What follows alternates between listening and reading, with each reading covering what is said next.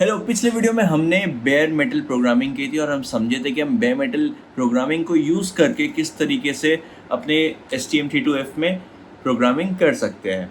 ठीक है, आज की वीडियो में एक बहुत पावरफुल डिबगर के बारे में सीखेंगे। पिछले वीडियो में हमने देखा कि हम किस तरह से रजिस्टर लेवल पर जाकर किस तरीके से उनके वैल्यूज़ को चेंज करके इस LED को ऑन किए। पर आप सोचिए कि इतना कॉम्प्लेक्स चीज़ आप कर रहे हो, इतने सारे रजिस्टर के साथ काम कर रहे हो, लेकिन रजिस्टर को ट्रैक नहीं कर पा रहे हो। तो उसे ट्रैक करना बहुत इंपॉर्टेंट है, इसलिए एक बहुत अच्छी डिबगिंग टूल हमें मिलती है जिसका नाम है SFR, जिससे हम रजिस्टर लेवल पे जाके देख सकते हैं हर एक रजिस्टर जिसके साथ हम काम करें क्या उसकी वैल्यू चेंज हो रही है।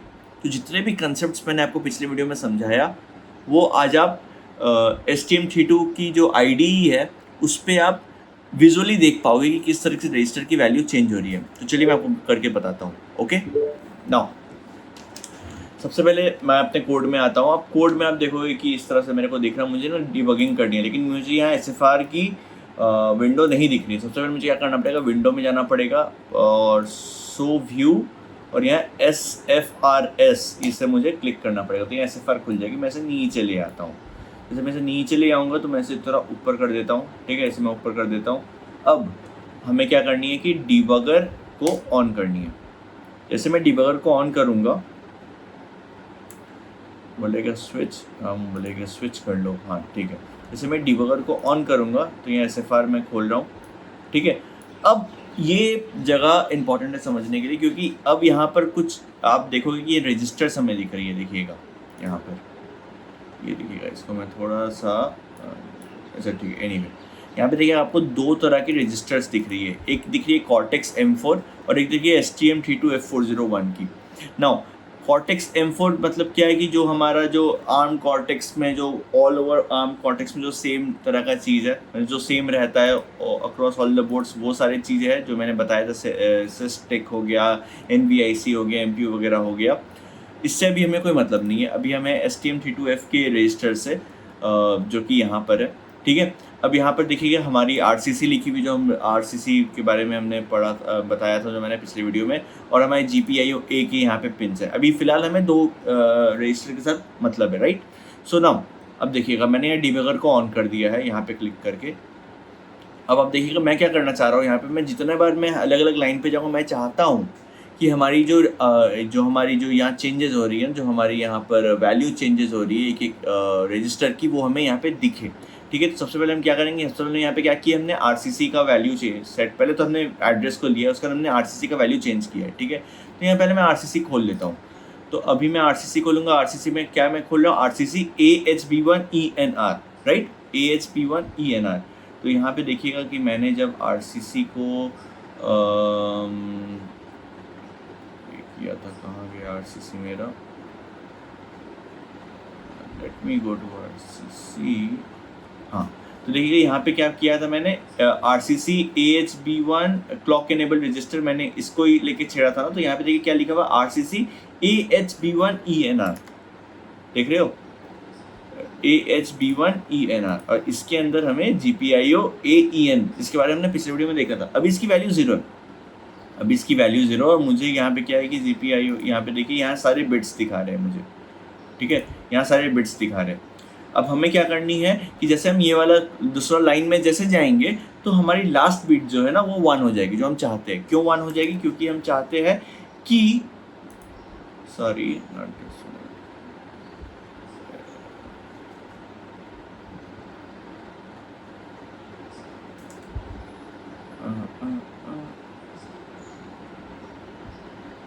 हाँ, कि हम चाहते हैं कि हमारी जो ये फर्स्ट बिट, जो हमें एकदम फर्स्ट बिट 0th बिट जो है ना ये 1 हो जाए, कि हमारी जो क्लॉक है ना वो एनेबल हो जाए। सिंपल, ठीक है, ये मैंने पिछले वीडियो में बताया था। अब हम क्या करेंगे, यहाँ पे हम स्टेप अप ओवर करेंगे। जैसे हम स्टेप ओवर करेंगे तो सेकंड लाइन पर हम आए। अब सेकंड लाइन को जैसे हम एग्जीक्यूट करेंगे तो देखिए यहाँ पे 0 1 हो गया मेरा वैल्यू। ठीक है, यहाँ पे 0 1 हो गया मेरा क्लॉक इनेबल, ये वाला GPIO A ये भी 0 1 हो गया। तो हमारा यहाँ भी जो हमारा वैल्यू है 0 1 हो गया। अब जो आप ये देख पा रहे हो कि हमारा जो AHB1ENR है, GPIO AEN है, ये सब चीज़ मैं क्यों डेलिबरेटली मैं आपको बता रहा हूँ, क्योंकि ये सब जो कोड लिखी हुई है ना, ये कोड हमें सिम्सिस में हेल्प करेगी। क्योंकि सिम्पसिस में हम कुछ इस तरह का चीज़ ही लिखते हैं जो हम रेफरेंस मैनुअल को देख के लिखते हैं, और हमें वहाँ पर जो हमारी लाइब्रेरी है ना, वो जो जैसे हम हैल का देख के लिखे तो वैसे सिम्पसिस में हमें उस तरह का कोड लिख के दे देता है। तो ये मैं इसलिए भी दिखा रहा हूँ क्योंकि सिम्पसिस में ये सारे नोमेनक्लेचर्स हम यूज़ करेंगे, ये कोड में ये सब लिखा हुआ रहता है, ठीक है ना। जैसे हम अगला लाइन पर आता है, अगला लाइन फिर हम क्या है यहाँ पे इनिशियलाइज कर रहे हैं, उसके बाद हम क्या कर रहे हैं, हम छेड़ रहे किसको, हम छेड़ रहे हैं RCC को नहीं, हम GPIO को छेड़ रहे हैं, ठीक है। GPIO पेरिफेरल को हम छेड़, GPIO ए पेरिफेरल को हम छेड़ रहे हैं। और इसमें से सबसे पहले क्या करेंगे, मॉडर मतलब मोड। अब मोड हम सेट करेंगे, सबसे पहले क्या है कि हम मॉडर को मैं क्लिक करता हूँ, मॉडर को क्लिक करूँगा तो कुछ इस तरह का दिखेगा। अभी क्या करना है कि मुझे ये वाला लाइन में एग्जीक्यूट करूँगा। जैसे मैं लाइन एग्जीक्यूट करता हूँ तो एज इट इज़ हमें कोई फ़र्क नहीं पड़ता कि उससे क्या, इससे हम ये मेक श्योर करें कि जो हमारा 10th और 11th बिट है वो 0 है, जो कि यहाँ पे 0 दिख रही है, ठीक है। एंड उसके बाद जब हम यहाँ पर अगला लाइन एग्जीक्यूट करेंगे तो यहाँ पे आप देखिए कि मेरे 10th और 11th बिट में 1 0 0 1 आ जाएगी, राइट। अरे सॉरी उप्स मैंने यहाँ पे गलती कर दिया, मैं फिर से सेव करता हूँ। तो इसे क्लिक मत कीजिएगा, इसे क्लिक करने में ये जो मैंने इसे क्लिक करने में थोड़ा दिक्कत हो जाता है। इसे क्लिक मत कीजिएगा, फिर से मैं स्टेप बाय स्टेप आता हूँ। क्या है कि मैं यहाँ तक आया, अब मैं यहाँ पे जैसे मैं क्लिक करता हूँ, यहाँ देखोगे 10th और 11th बिट मेरा 0 1 हो जाता है। 0 1 होने के बाद क्या हो जाता है कि हमारा मोड आउटपुट सेट हो जाता है। उसके बाद मैं अगले लाइन पर आता हूँ, मेरे स्टेट का इसको इनिशियलाइज किया ना, उसके अगले स्टेट में क्या होगा कि जैसे मैं इसे क्लिक करूँगा तो हमारा ODR जो है ना, आउटपुट डेटा रजिस्टर जो है, ये ODR कहाँ से मिल रहा है हमें, ODR हमें मिल रही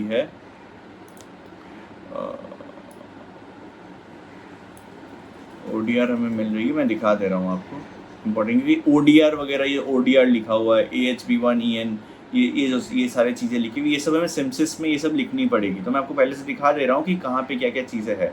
जैसे हमें क्या है, मॉडर यहाँ पे देखिए GPIO X _मॉडर, X में क्या होगा 1 A B C D E वगैरह आएगा, और यहाँ पे मैं क्या है डेटा इन आउटपुट रजिस्टर, तो आउटपुट डेटा रजिस्टर में क्या होगा हमारा ODR आएगा, ठीक है। यहाँ पे GPIO A ODR आएगा, ठीक है।